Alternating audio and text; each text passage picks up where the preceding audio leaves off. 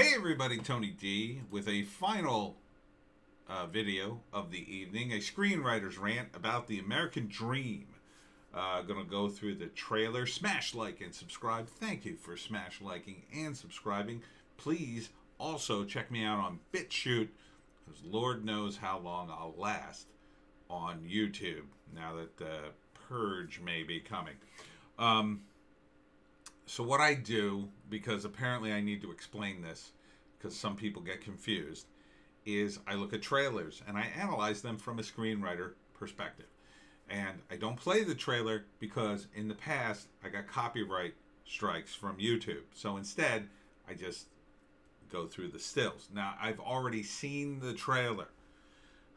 I don't know why I have to explain this. It seemed pretty obvious that I'd seen the trailers I talked about, but I have actually watched the entire trailer. In fact, I watched two trailers, but the first movie I decided to turn down. And I'm going to just mention it.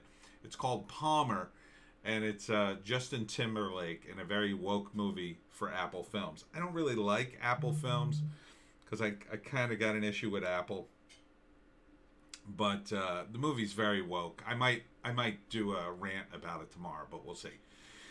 American Dream, though, looks like a better movie for me anyway, because I love gangster movies, and this is definitely a gangster movie. So, American Dream, you can see it's kind of gritty. They have that kind of lighting. This is it's an opening scene with these two guys and the gangster. This guy owes him like $126 or something. It's a great scene where he takes that money in quarters, puts it in a sock, and then hits the guy's hand. So, really intense scene. Typical gangster scene, but a good variation on it. I had to write those for one of the mafia screenplays I worked on. And it was fun to do that, to come up with interesting ways that the gangsters, like, they don't want to kill you because dead people don't work. They want to scare you, hurt you, and essentially make you indentured servants for the rest of your life. So stay away from gangsters. So these guys are building or renovating some kind of apartment building, and they need money, and they foolishly decide to go to some gangsters, particularly this guy, Yuri. These guys are Slavic, red mafia types. Those guys are extremely dangerous, as all gangsters are, but the Russian mafia is, they're pretty gangster. So they borrow money, which is a dumb move, because when gangsters loan you money, they don't necessarily want you to pay it back, because then they get to abuse you and take everything. They get to tack on insane interest, because if you don't pay the interest, what are you going to do? You're going to call the cops? You don't ever take money from these guys. Don't ever do it. It's too good to be true, because it is. And in fact, this is a perfect situation for gangsters. Oh, you guys are building an apartment building. Oh, yeah, we'll loan you the money. And then they make sure the construction has more problems and that they run out of money. And then they drain them on the interest. They say, oh, we got to tack on interest because you're late. You're late on the payments. And they squeeze all the money out of them. And once they're out of money, they go to them and they start harassing them, beating them up. But eventually they say, well, if you want out of this, you owe us a lot of money now. You only borrowed, in this case, $700,000. Now you owe us $1.4 million. And even if you get this place up and running, you're never gonna make enough. So you sign the place over and we'll call the debt even. And that was their goal from the beginning. The moment you walked in, they were going to own you and everything you have. And they take everything. And they don't care. They do not care. So these guys eventually start fighting. This is them, the gangster harassing them and scaring them. Eventually they realize they're in trouble, and they start fighting back. There's a scene where they hang one of the guys, but they cut him down. He doesn't die. But they hang him as a warning, and then cut him down before he dies and say, this is what will happen to you if we don't get our money.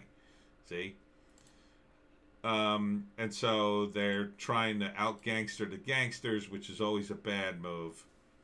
I mean, once you're in, you're pretty much screwed. But this looks like an interesting movie. But these guys fight back, and they try to find other gangsters. But that's an even worse move. Because the new gangsters, so you go to the rival gangsters, they'll be like, oh yeah, we'll help you. Sure. What's in it for us? Is always the question. And if you think you were indebted to the first gangsters, the second gangsters, they're going to totally own you. They're not going to help you. You don't have any money. You don't have any leverage in their world. In their world, you need to have guys, weapons, and a ruthlessness. These guys are ruthless. They're all about their money. Where's my money? Yeah, you don't want to mess with these guys. So it's called American Dream. Story by Duncan Brantley. Screenplay by Duncan Brantley and Mark Wheaton. I wonder if he's related to Will Wheaton. Directed by Janis Kaminski, who I suspect, that sounds with that Z at the end, I wonder if he's also Slavic and, has the ideas, knew the whole gangster Slavic kind of angle. So, but it looks good. It looks intense. I like the leads because they are not, they're not immediately recognizable.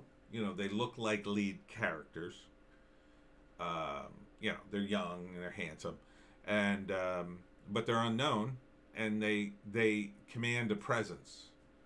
Not like a Tom Cruise level of presence yet, but they do command a presence. I was interested in what was going to happen to them.